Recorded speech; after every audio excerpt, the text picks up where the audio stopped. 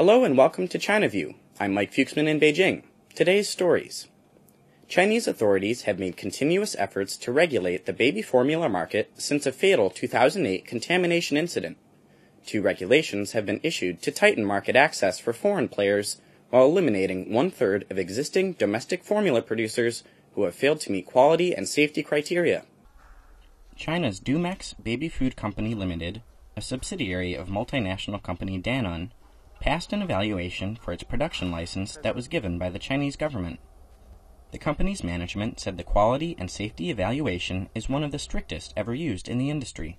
So for Dumex and for me, the QS license renewal has been one of the highest and more demanding tasks that we've ever seen in my life across all the renewal I've faced in the past. So extremely demanding, because it was taking all the aspects from downstream, the process for sure itself, the storage, the delivery, so from downstream up to upstream, so the full circle. That has been a very demanding task. Last December, a new regulation called Detailed Rules for Production License Examinations for Infant Formula Milk Producers, version 2013, was released by the China Food and Drug Administration. It raised requirements for producers in areas related to quality control, the purchasing of raw materials, and the manufacturing process in general. After the regulation was issued, the administration started a 6-month nationwide review for production licenses held by all 127 of China's infant formula producers, including both local and foreign companies. In Shanghai, 4 companies, including Dumex, had to spend over 100 million yuan, or $16 million, to upgrade their production lines to meet the new criteria. There are 4 infant formula producers in Shanghai. To meet the new requirements, Hovey and New Base have to virtually rebuild their production lines. Dumex and Chengguan renovated existing lines that were already pretty good. The regulation set a series of sanitation and quality control standards that call for using the same quality control methods used in drug manufacturing. Smaller companies that can't afford the expense of meeting the new requirements will have to exit the market. Producing infant formula the same way drugs are produced is very difficult. The government has never asked that before, and the requirement is the most demanding one we ever seen. Another regulation that took effect on May 1st calls for foreign dairy companies to ensure their products are consistent with China's safety standards, as well as be registered with the General Administration of Quality Supervision, Inspection, and Quarantine.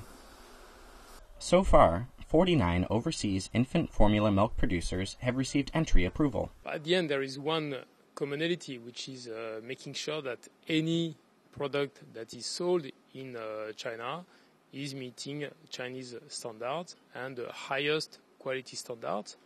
What I can say now is that through the QS license and CNCA, that the standards set up by the Chinese authorities are among the highest in the world. We support any new government policy. I just can tell you the way we handled the CNCA audit in Ireland, and in Ireland all the Danone factories passed the audit. We have 2 factories in Ireland, and both have passed the CNCA audit. Many Chinese consumers are worried about price hikes that could be caused by the new regulations. Until now, overseas infant formula brands have said they wouldn't pass on higher costs to consumers, especially after anti-monopoly investigations launched by the National Development and Reform Commission last year. Therefore, we don't have any reasons linked to quality to increase prices. At the same time, we made a commitment last year to NDRC to decrease our prices, which we did already early in the year. So our prices on the local products decreased by 6%. All of the new rules have the common purpose of revamping the industry and helping local companies compete with foreign brands. In 2013, overseas milk powder brands occupied 54% of China's infant formula market share in terms of revenue. The figure for 2008 was only 30%. In big cities like Shanghai, most consumers tend to buy overseas brands. I usually choose overseas milk powder to feed my baby. I bought some local products once, but they cost diarrhea. I don't like local products because of their poor quality.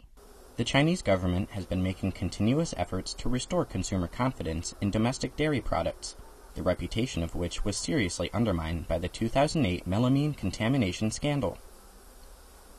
This time, the new regulations call for all producers to build a traceability system.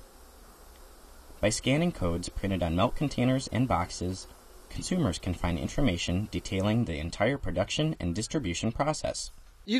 For one thing, customers can learn about their milk source and when the milk was produced. On the other hand, if a product has problems caused by a certain material, it's fast and easy to find out and recall all products using this system. Surveillance cameras have been set up in domestic producers' warehouses and factories, allowing authorities to closely monitor the production process. Shanghai Chengguan Dairy Company Limited has a special corridor for visitors who wish to take a look at its production line, which saw 3,000 visitors last year. We want to make it open and transparent. People need to see with their own eyes how local producers use automatic production lines to turn out products as good as those made by foreign brands. Be it foreign or domestic, quality is always the most important for a brand. I believe consumers will gradually rebuild confidence in us.